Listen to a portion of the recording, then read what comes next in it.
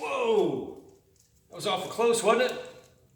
A brushback pitch in baseball is a pitch where the pitcher throws the ball very close to the batter, such that if they don't jump back, they're going to get hit, and it's going to sting, it's going to leave a bruise, it's not going to be fun.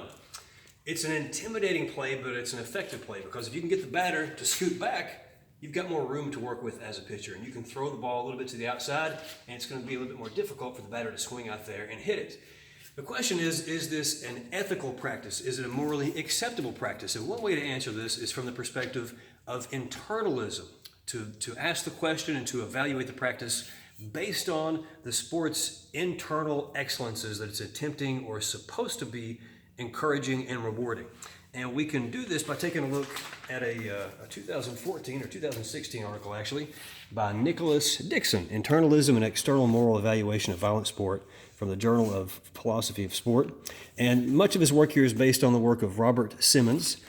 And Dixon argues that brushback pitches in baseball would be a little bit difficult to defend, because we expect and we want pitchers to be able to throw the ball quickly, precisely, to be able to vary the spots where they throw it, to have precision with where they throw it, to be able to curve the ball, to be able to change up the pitches perhaps in ways that would force or would tempt the batters to strike out with actually hitting the ball.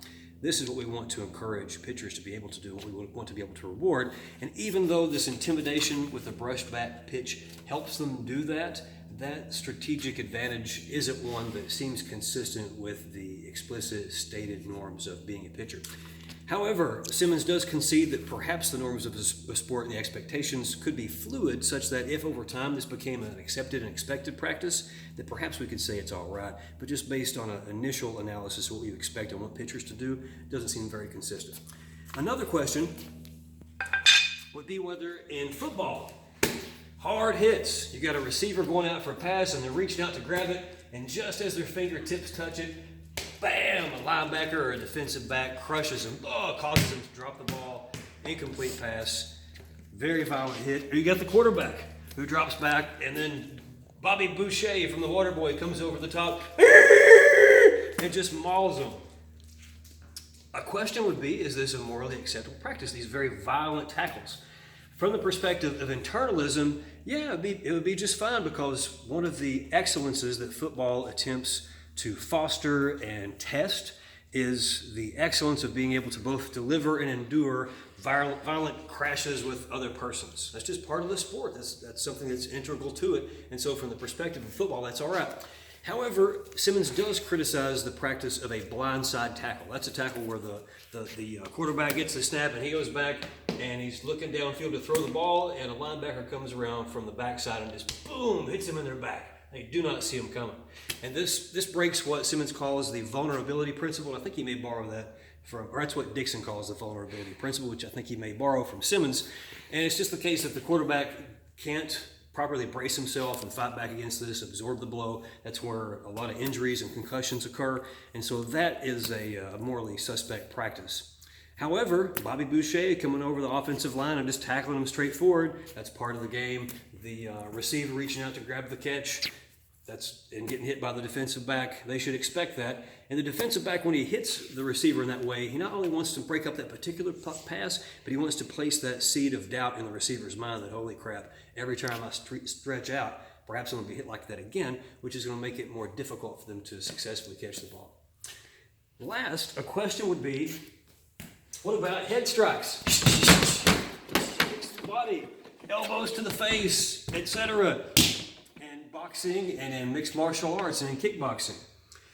From the perspective of internalism, this is completely acceptable. Apparently the goal of boxing and mixed martial arts is to injure, at the very least subdue or neutralize your opponent, such that they either A, physically can't hurt you, or B, psychologically decide that they don't want to fight anymore. Or C, the referee steps in and says, all right, they've had enough, and they make the decision before they're fully physically unable to fight back. From the perspective of internalism, very, very violent act intending to physically harm, and perhaps incapacitate your opponent, completely acceptable from the perspective of internalism. However, Dixon asks us to go ahead and evaluate this externally. Take a look at the types of character traits and the types of so-called excellences or goods that combat arts, or what he calls blood sports, attempt to encourage and reward. And he thinks that they're criticizable on Kantian grounds. Of course, Immanuel Kant, the German ethicist, argued that we should never treat, among other things, he argued that we should never treat persons as tools, but always as ends in themselves. And whenever we hurt our opponent, we seem to be treating them just as an object to be abused. And so this seems very inconsistent with Kant's moral maxim. It's also the case that it seems to degrade their humanity, and perhaps unavoidably so. And Simon or Dixon actually contrasts blood sport with dwarf throwing. Apparently, a thing you can do at some bars is you can hire a traveling dwarf to allow you to throw them. They make a big show out of this, and this seems very degrading to the dwarf and perhaps degrading to humanity generally. And Dixon wants to argue that similarly, these sports where human beings are attempting to hurt one another and use one another as objects, in the case of the thrown dwarfs, as treating them as projectiles rather than persons, but in the case of a combatant in a mixed martial arts, a kickboxing or boxing match, as an object to simply be harmed. And so this undignified behavior and this disrespectful behavior is inexcusable, even if it's the case that the participants have fully consented to this. So some people argue in a response to that, well, if that dwarf has agreed to this and you're paying the dwarf and he says, this is fine, throw me all you want, I get to travel the world and be thrown by drunk people and I'm making a good living at this and it's better than working a 9 to 5, then it must be okay. Similarly, if you've got two boxers that step in the ring or two mixed martial artists that step in the cage or the octagon, they know full well what they're getting into, and if they've consented to this, then it must be just fine. However, Dixon wants to argue that no amount of consent can override the undignified nature of this and the way that you're treating this other person simply as an object.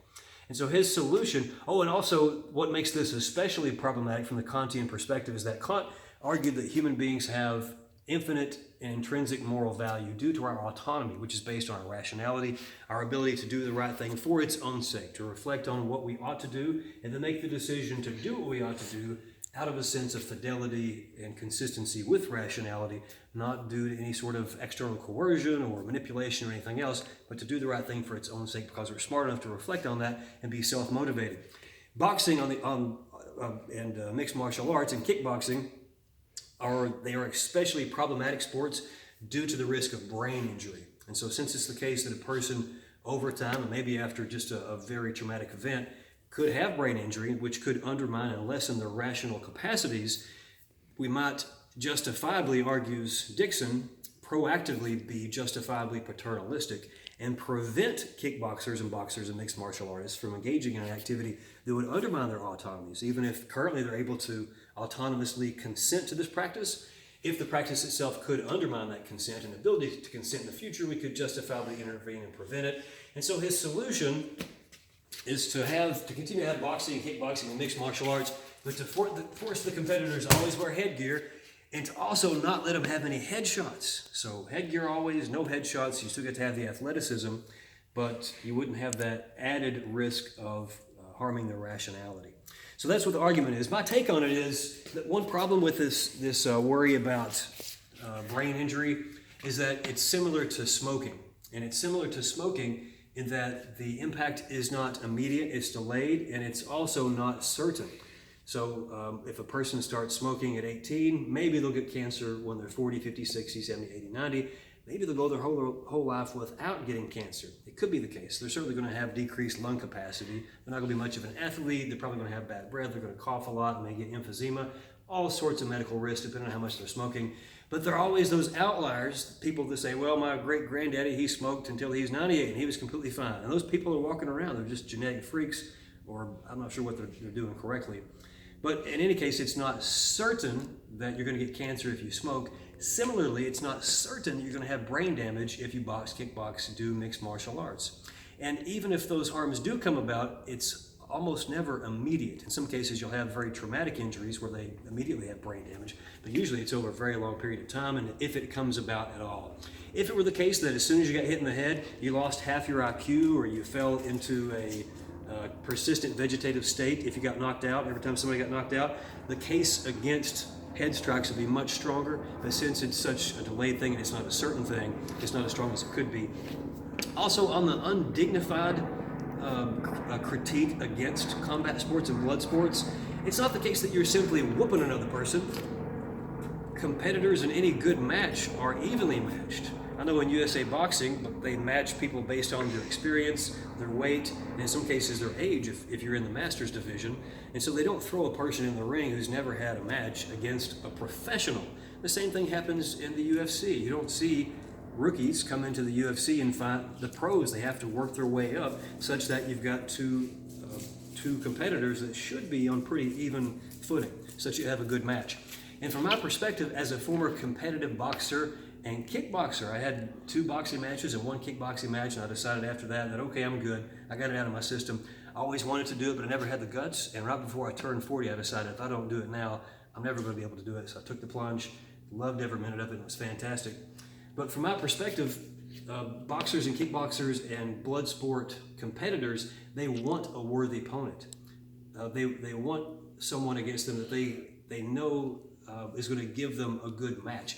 Now, of course, they want to win. In all the fights that I fought in, I wanted to come out the victor, but I didn't want to be the victor because I was against an unworthy opponent. I wanted to be the victor because I persevered, I had more skill, I wound up being the better fighter. I wanted to be proven the better fighter through that test. But I wouldn't have any pleasure, any joy in fighting an unworthy opponent, and that's the case for all blood sport type competitors. So that critique that this is a game where you treat the other person as a simple object, not at all. You treat them as a threat that you want to neutralize, but at the same time there is a mutual respect. And from the high level competitors and most of the competitors that have any skill, after the match, in most cases they're going to be buddies, they're going to shake hands. All that pre-fight hype where they're really mad at each other, that's a collateral effect of simply the fact that you know that they're going to try to hurt you, and if you don't hurt them first, they're going to hurt you.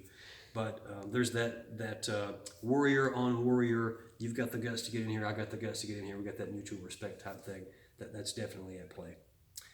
Last, one of the most blameworthy parties in blood sport, argues Dixon, is the fan, and especially the fan who engages in Schadenfreude.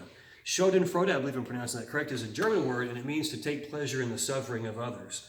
And Dixon points out that in many cases, the industry hypes blood sports to encourage fans to revel in the knockout or the injury of a fighter. They want people to come and see the spectacle, where another person is simply getting beat up. And it takes the fact that you see those types of highlights in the promo videos, and also the reaction of the crowd being the loudest and the happiest whenever somebody gets knocked out in many cases, as evidence that blood sport fans engage in Schadenfreude, such that they're enjoying the spectacle of someone else being harmed, which seems to be a very vicious thing to do and something that's not very consistent with being a good person at all. And so if you're a fan of blood, and I can say that, and I can admit that back in Mike Tyson's heyday, that was the reason why 90% of the people watched Mike Tyson fight. That's why I watched Mike Tyson fight. And that was long before I studied philosophy or became an ethics professor or a philosophy professor. But you went and you paid money to see the pay-per-view fight with some buddies, expecting to see Mike Tyson just tear somebody a new one, and usually in the first minute. And that's what you wanted to see, even though it was a very fast fight. And you're like, oh man, the few times the fights did go into additional rounds, it was confusing. You're like, oh man, this wasn't exciting. I want to see somebody just get knocked out. However, that wasn't a very virtuous thing to wish for, to want to see this other person simply dominated and beat up.